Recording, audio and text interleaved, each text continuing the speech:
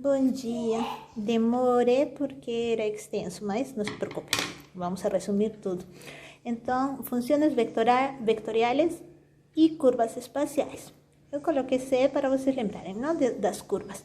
Bom, uma função vetorial é tipo que quando vocês faziam álgebra linear, lembram? Vocês tinham espaços vetoriais. Então, vocês já trabalhavam com vetores. No caso, vamos a trabalhar con el espacio vectorial R3, ¿no? Entonces, una función vectorial es alguien que eleva R en R3, ¿no? En este caso está elevando R, un parámetro T, y está elevando en cuántas componentes? 1, 2, 3.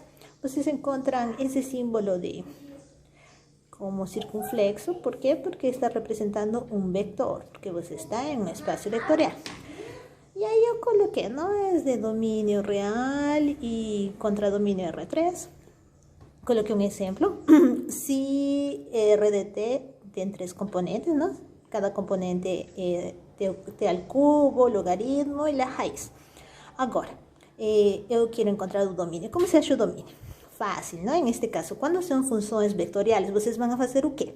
Ustedes van a pegar el dominio de la primera, que en el caso el dominio R3, ¿no? Liberado para todo. R3 no, R, ¿no? Los reales, todo R. De logaritmo, ustedes saben que solo existe el logaritmo cuando ¿qué? Cuando lo que está dentro de un logaritmo sea positivo. Observar. Entonces, ustedes resuelven esa inecuación y es para todo T menor que 3.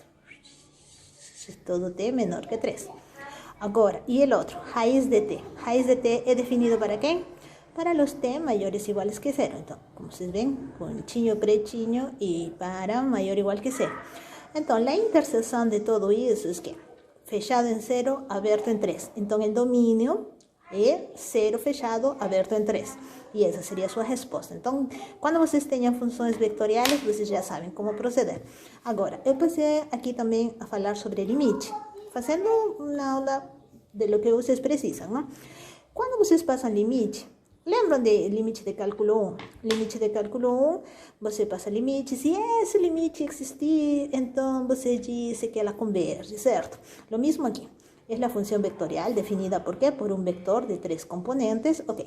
Entonces, para decir que existe un límite de RT, da função vectorial, você tem que passar limite a cada componente. E cada componente tem que ter limite. Ou seja, esse limite deve existir. Não que um desses limites deu infinito. Então não existe, certo? Porque uma das componentes não pode falhar. Tem que ser as 3 com o mesmo sentido de convergência. Não ao mesmo ponto, e sim, pode ser pontos diferentes, porém, deve existir cada limite, não? Então, tá. Aqui o exemplo. Ai, o exemplo. Que exemplo eu coloquei? Eu coloquei 1 mais t ao cubo. Vocês sabem que passando o limite ali quando vai? Quando t converge para 0, ele vai para... o t vai para 0. 1 mais 0 é 1. Ok. La primera componente de ese vector que estamos procurando es 1. Luego, t exponencial de menos t. A ver, todo el mundo sabe que eso se tiene que escribir como un numerador y un denominador. Desde cálculo 1 se lembra. Ok, entonces yo voy a escribir como un numerador y un denominador. Cuando t converge para 0, el numerador converge para 0 y el denominador converge para 1. 0 sobre 1, 1. Perfecto. Y finalmente, el último, seno de t sobre t. Seno de t sobre t. Cuando t converge a 0, fica converge para 0 el numerador y converge para 0 el denominador. Entonces, ¿ustedes se encuentran en qué? En una indeterminada. Cuando ustedes se encuentran en una indeterminada, você aplica L'Hopital. ¿Lembra? Você deriva numerador, deriva denominador, coseno de t y 1. Cuando t converge para 0, coseno va para 1 y 1 converge para la constante. 1 sobre 1, 1. Entonces, o vector es 1, 0, 1. Si você deseja, e mais K também, né? Então, limite. Entenderam, sim? Agora vamos para... agora vamos a pegar um esboço, que vocês já também viram que tem esboços aí, não? Bem, estamos falando de curvas, sim? Funções vetoriais e curvas vocês já sabem a definição de curva. A gente já fez curva. Lembram-se da curva de círculo? Sí, a gente inclusive ya sabía parametrizar un círculo, ¿no? Un círculo x cuadrado, voy a colocar aquí para ustedes. X cuadrado más y al cuadrado igual a 1, ¿se lembran de esa curva? Se lembram, certo? Como a gente parametrizava? Ah, professora, você coloca cosseno de t, vírgula, seno de t e você parametriza. Ou você coloca seno de t, vírgula, cosseno de t e você parametriza. Ou outra pessoa tem outro jeito de parametrar? Pode, certo? Lembram que existem infinitas formas de parametrizar? Ok, este está sendo parametrizado com cosseno de t, seno de t. O sea, está em parametrização que? Anti-horário, lembram? Ok, e a terceira componente?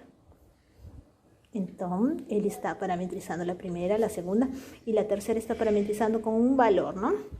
Que representa isso? Eu fiz a curva em R2, fiz a curva em R3. Ok, se vocês deixam livre uma variável, se vocês deixam livre a variável Z, essa curva, círculo, começa a desenvolver quê? A ver, veamos. Se vocês colocam uma curva, ou vocês pegam sua folha, vamos fazer um exemplo assim, isto. Ok, se vocês começam a ver, eu fechei a folha, não? Embaixo que vocês veem. Vê um círculo embaixo, não tão círculo, não? Mas que eu formei quando eu fechei a curva e quando eu liberei uma variável? Que parece isso? Parece um cilindro. Parece um cilindro, não?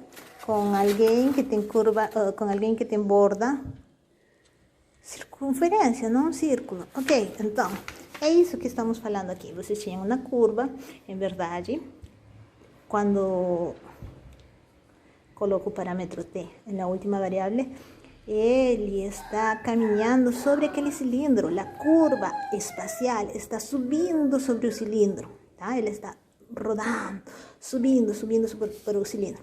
Isso é o que quis retratar aqui. Não sei se dá para ver, mas queria mostrar que a curva é o vermelho. Observa. A curva não é um cilindro, certo?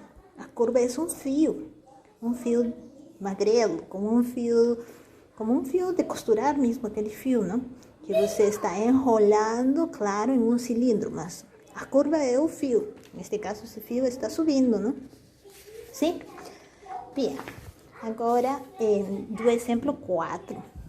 Quis mostrar de uma forma geral como você parametriza um segmento de reta.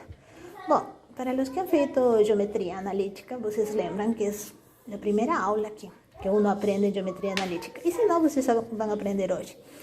Bom, vocês têm 2 pontos. Eu gostaria inicialmente saber o segmento de reta que une esses 2 pontos. Então, inicialmente preciso saber a reta que inicia em P e acaba em Q. Sim? Aquela reta que inicia nesse ponto P, vai mais além do que, não? Claro. Então, eu fiz aqui. Eu falei que uma reta é igual ao ponto inicial o ponto de paso, más t, parâmetro. O vector final menos o vector inicial me dá o vector diretor. Em geral, qualquer reta que vocês peguem, reta tangente, reta qualquer, vocês vão encontrar com essa fórmula. Então, tipo, a primeira parte de geometria, se vai com essa fórmula todo, não? Então, uma reta qualquer se forma com um ponto de paso, um parâmetro e o vector diretor. Ok, então, fui com isso, não? Aí, já ver onde coloquei minha folhinha.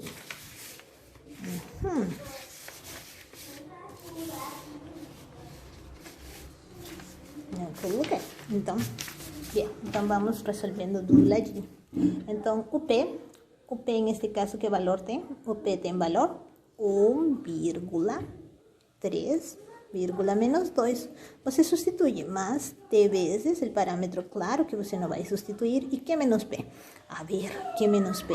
Seria 2 menos 1? Ou 1 menos 3? Menos 4.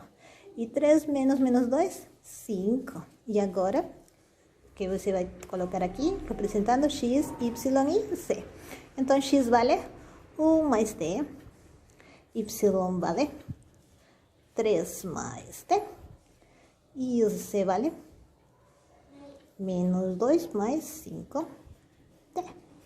Então, vocês viram? Então, vocês olham seu livrinho e vocês vão ver de onde que aparece essa parametrização. Eles colocam uma fórmula. Bem, é bom usar as fórmulas, mas daqui a uns meses você não vai lembrar essa fórmula.